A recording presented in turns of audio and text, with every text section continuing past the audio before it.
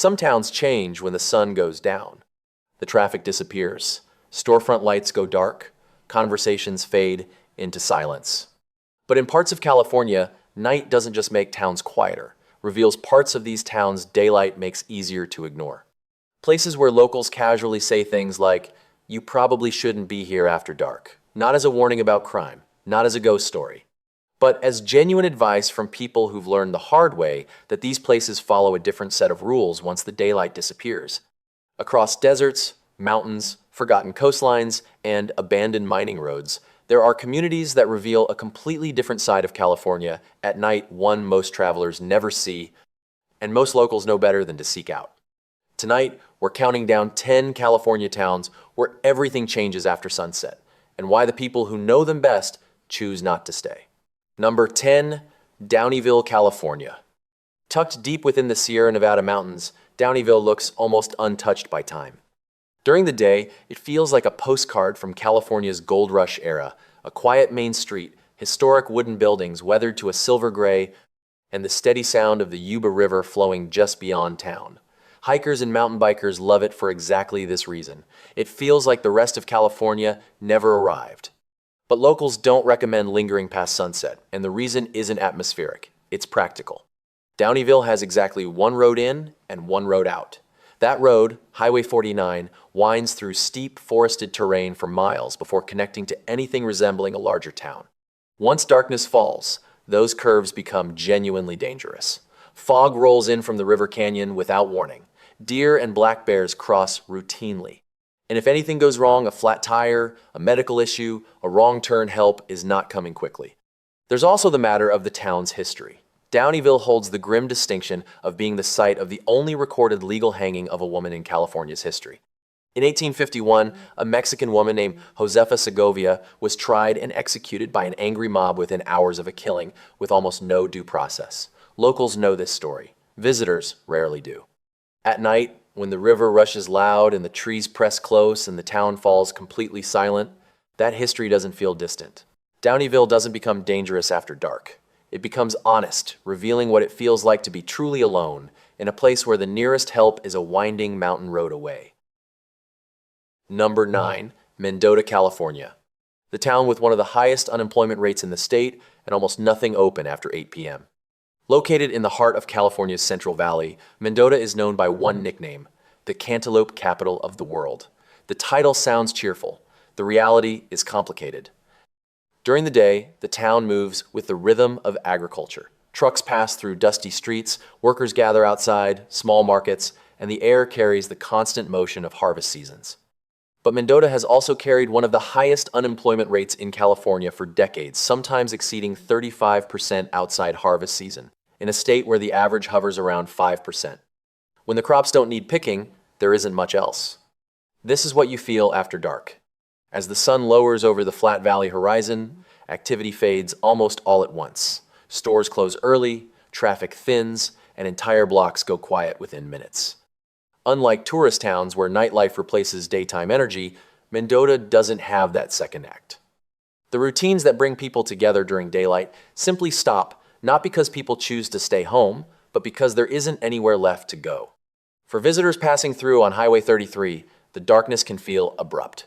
The road stretches flat and empty in every direction.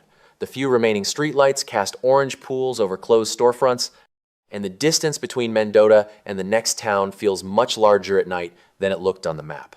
Locals don't warn people to avoid it after dark out of fear. They warn them because after dark, there simply isn't anything here, and that absence in a town already carrying so much economic weight has a particular kind of heaviness to it. Number 8, Scotia, California. Along Northern California's redwood-lined highway, 101, sits Scotia, a town that feels unusually orderly at first glance. Neatly maintained houses, identical lawns, streets laid out in clean grids. It's only when you learn the history that the consistency starts to feel less like planning and more like control. For most of the 20th century, Scotia was owned entirely by the Pacific Lumber Company. The company built the houses, the church, the hospital, and the school. Workers paid rent to the company, shopped at the company store, and lived under a set of community rules enforced by the company. It was, in the most literal sense, a place where one organization controlled every aspect of daily life. Pacific Lumber was bought out in 1986 in a hostile takeover that became one of the ugliest corporate battles in California history. The new owners accelerated logging aggressively, cutting through old-growth redwoods that had stood for centuries. The community fought back, but by the time the company filed for bankruptcy in 2007, much of what had defined Scotia, both economically and socially, had already been dismantled.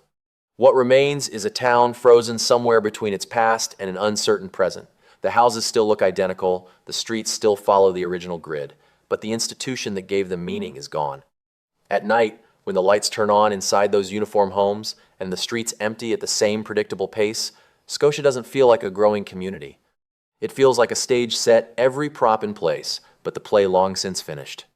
Locals who've stayed describe a deep loyalty to the town's history. But visitors who arrive after dark often describe something harder to name, the sensation of walking through a place that never fully decided what to become next.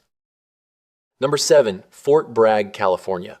Perched along California's rugged Mendocino coast, Fort Bragg is known for Glass Beach, a stretch of shoreline where decades of dumped glass and pottery have been tumbled smooth by the Pacific, creating something unexpectedly beautiful from what was once a garbage dump. It's a fitting metaphor for the town itself, something complicated beneath the surface. Fort Bragg has a rougher history than its artisan coffee shops and gallery-lined streets suggest. For much of the 20th century, the town ran on logging and commercial fishing, industries that left it economically vulnerable when both contracted sharply in the 1990s. The transition to tourism was slow, uneven, and not fully complete. Two different Fort Braggs exist here, the one marketed to visitors and the one locals actually live in. After sunset, the tourist version disappears entirely. Coastal fog rolls in from the Pacific without warning, often reducing visibility to a few car lengths within minutes. Streetlights dissolve into soft orange blurs.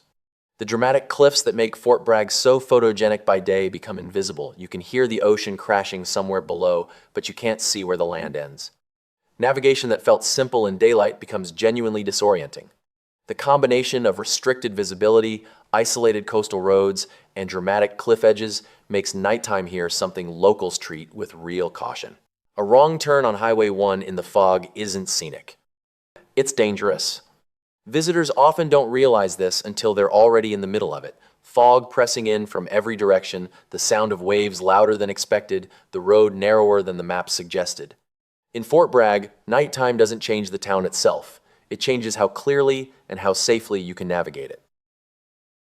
Number 6, Calexico, California. By day, one of the most connected border towns in the western U.S. By night, an entirely different place. Directly across the border from Mexicali, Calexico is one of the busiest land crossings in California. During the day, it pulses with movement. Families crossing for work, commerce flowing in both directions, restaurants serving customers from two countries, and the constant low-level hum of a community that operates across a political line that daily life routinely ignores. The interconnection is real and deep. Many Calexico residents have family in Mexicali. Many businesses on both sides depend on the same customers. The border, in practical terms, is more permeable here than the architecture of checkpoints suggests. But the border crossing closes at night, and when it does, Calexico loses something essential. The reduction in traffic is immediate and dramatic. Restaurants that were packed an hour earlier are suddenly empty. Streets that felt busy go quiet. Without the cross-border flow that powers much of the town's economy, Calexico at night feels economically depressed in a way that daylight activity masks. The gap between what the town is and what it can be separated from its own commercial lifeblood by operating hours and enforcement schedules becomes visible and unavoidable. There's also a more immediate concern, the Imperial Valley heat. Summer temperatures in Calexico regularly exceed 110 degrees, and the valley floor retains heat well into the evening. Locals know to stay inside during the hottest hours. Visitors who don't respect this learn quickly why the streets are empty. It's not just the closed border. It's the air itself, still and hot and relentless, long after the sun is technically set. Number 5, Bombay Beach, California. It was supposed to be the Riviera of the desert. Then the sea turned toxic. In the 1950s, Bombay Beach was a legitimate California success story. The Salton Sea, a shallow, landlocked body of water in the Imperial Valley created accidentally by an irrigation canal break in 1905, had unexpectedly warm temperatures and seemed perfect for recreation. Resort developers moved in, hotels were built, the beach filled with motorboats and vacationing families from Los Angeles. For about a decade, the plan worked. Then the salinity began rising. Agricultural runoff poured in from surrounding farms, bringing nitrogen, phosphorus, and pesticides. Fish died in massive quantities. The algae bloomed. The smell, a sulfurous, organic rot that carries for miles on hot desert wind, became the dominant fact of life near the shore. By the 1970s, the resort industry had collapsed. Most people left. Bombay Beach became one of the most photographed abandoned places in California, a reminder of how quickly speculative development can fail when it ignores basic environmental reality. What remained was a small community of people who either couldn't leave or chose not to, longtime residents on fixed incomes, artists drawn to the surreal landscape, and a rotating population of seasonal inhabitants who find something valuable in the isolation. After sunset, the Salton Sea becomes something else entirely. With almost no surrounding development and minimal streetlights, darkness arrives completely. The sea itself disappears. You know it's there because the smell sharpens in the cooler evening air, and you can hear water moving somewhere beyond the shore. What replaced the resort community isn't comfort, it's scale. The desert opens up in every direction, and without the visual anchors that daylight provides, the smallness of the remaining settlement becomes viscerally apparent. Locals here are used to it. But for anyone driving in after dark for the first time, pulling up to weathered trailers and art installations half swallowed by sand, with the rotten salt smell of the sea hanging in the still air, it's the kind of place that makes you wonder why you came and how quickly you can leave. Number 4, Needles, California. The gateway to California. Also, regularly the hottest city in the United States. Situated at the eastern edge of California along the Colorado River, Needles holds a record most places would rather not have. It is routinely one of the hottest cities in the entire country. The all-time high is 125 degrees Fahrenheit. During summer heat waves, temperatures regularly exceed 115. The city's name comes from the jagged rock formations visible from the river, sharp, inhospitable spires rising from the desert floor that early surveyors found suitably descriptive. Daily life in Needles is structured around heat management in ways outsiders don't immediately recognize. Errands happen early in the morning or after 9 p.m. Children play outside before sunrise. Cars are left running with the AC on because a vehicle left in direct sun will reach lethal interior temperatures within minutes. Everything that can be done indoors is done indoors. The town doesn't fight the heat. It works around it. At night, the dynamic inverts in a way that surprises visitors. After the sun drops, temperatures fall dramatically, sometimes 40 degrees within 2 hours. The heat that made daytime dangerous becomes relative relief. Locals emerge, porches fill, but the surrounding desert, freed from the visual distraction of extreme heat shimmer and blinding sunlight, reveals its actual scale. The highway stretches endlessly east toward Arizona. To the north and south lies nothing but flat scrub and silence for as far as any light can reach. Visitors who arrive at night expecting a California gateway town find something that doesn't match the expectation. It is a small, economically strained community. Route 66 once brought significant traffic, but the interstate bypassed it decades ago. The town now sits inside an enormous, empty, unforgiving landscape. The desert at night doesn't hide what Needles is. It removes every distraction that daylight provides. Number 3, Crescent City, California. The only city in the contiguous U.S. to be substantially destroyed by a tsunami, and it happened twice. At California's far northern edge, Crescent City sits between two powerful forces, the open Pacific Ocean and the dense old-growth redwood forests of the Klamath Mountains. It's genuinely beautiful country, isolated in a way that feels earned rather than accidental. The town lies 80 miles from the nearest city of any size and is surrounded by one of the wettest climates on the West Coast, with a natural harbor that has both sustained and endangered the community for over a century. The tsunamis are the part most visitors don't know about. In 1964, an earthquake in Alaska sent waves across the Pacific that killed 11 people in Crescent City and destroyed 29 city blocks. The rebuilt downtown was hit again, though less severely, in 2011 following the Tohoku earthquake in Japan. The harbor narrows in a way that amplifies incoming wave energy, making Crescent City particularly vulnerable. Tsunami evacuation routes are posted throughout town. The sirens are tested regularly. This isn't abstract risk management, it's lived memory. After dark, the ocean that locals treat with respect becomes something visitors can't quite locate. Coastal fog rolls in from the Pacific, often reducing visibility to nearly nothing within an hour of sunset. The harbor, scenic and busy during daylight, disappears. What remains is sound, waves crashing somewhere in the dark, foghorns, and the occasional bark of sea lions from the docks. Without visual reference, the ocean that felt picturesque at noon feels vast and directionally confusing at midnight. The surrounding redwood forests press close to town on three sides. These trees absorb sound and block light in ways that feel more complete than ordinary darkness. Roads that lead into the forest at night disappear into genuine blackness. There is no ambient glow from distant cities, no visible horizon, nothing but the narrow cone of your headlights and enormous trees on either side. Locals know which roads to avoid after dark. First-time visitors do not. Number 2, Trona, California. A mining town built for industry, now slowly emptying back into the desert around it. Trona sits in the Cerro Valley at an elevation of 1,780 feet, on the floor of a dry lake that has not held water in thousands of years. The town exists for one reason: mining. Nearly every street, building, and neighborhood traces back to the industrial operations that once defined daily life here. Today, much of that purpose has faded. Portions of town stand partially abandoned, businesses have closed, homes sit empty or deteriorating under relentless desert sun and mineral dust carried by the wind. The chemical processing plant still operates on the edge of town, its towers and pipelines visible from nearly everywhere, a constant reminder of why Trona exists at all. The surrounding landscape is striking, but not welcoming. Mineral flats stretch outward in every direction, broken by volcanic ridges and pale formations that make the region look less like California and more like a place unfinished by nature. Just east of town, the Trona pinnacles rise from the dry lakebed, strange limestone spires used as filming locations for science fiction movies, including Total Recall, Planet of the Apes, Star Trek V. During the day, the scenery feels cinematic. At night, it feels indifferent. With almost no surrounding population and minimal ambient light, darkness arrives completely.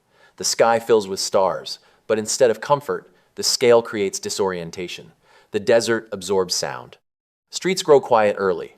Large sections of town sit unlit, and distances between occupied homes become noticeable in a way visitors rarely expect. The road to the nearest town, Ridgecrest, takes 30 minutes in good conditions. After dark, there are few headlights, few landmarks, and little sense of direction beyond the narrow beam in front of you. The industrial lights on the horizon remain the only fixed reference point. In Trona, the night does not feel dangerous because of what is there. It feels unsettling because of how much is no longer there. Number 1. Cerro Gordo, California. A 19th century silver mine at more than 9,000 feet above sea level, 30 miles from the nearest town. One narrow dirt road climbing the Inyo Mountains, and after dark, almost nothing separating you from the landscape around it. Cerro Gordo, Spanish for Fat Hill, once stood at the center of California's silver boom. In the late 1800s, thousands of miners lived here, producing millions in silver and lead that helped fuel the early growth of Los Angeles. Hotels, saloons, and crowded streets once filled the mountaintop.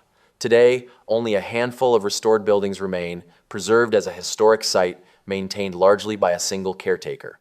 Reaching the town is already an experience. The road climbs steeply from the Owens Valley, winding upward without guardrails for miles. In good weather, it's manageable. In rain or snow, it can become impassable. And once the sun disappears behind the mountains, the isolation becomes unmistakable. At this altitude, temperatures drop quickly and darkness arrives completely. With no nearby cities and almost no artificial light, the sky fills with stars bright enough to feel overwhelming. Wind moves constantly through old wooden structures, carrying sounds that echo across empty walkways once crowded with miners more than a century ago. Locals don't warn visitors about Cerro Gordo because of ghost stories. They warn them because the reality is simpler. No cell service, unpredictable weather, and a long descent down a mountain road if anything goes wrong after nightfall. Standing there after dark, surrounded by silence and history, Cerro Gordo doesn't transform into something new. It simply reveals what it has always been: remote, demanding, and completely indifferent to whether anyone stays.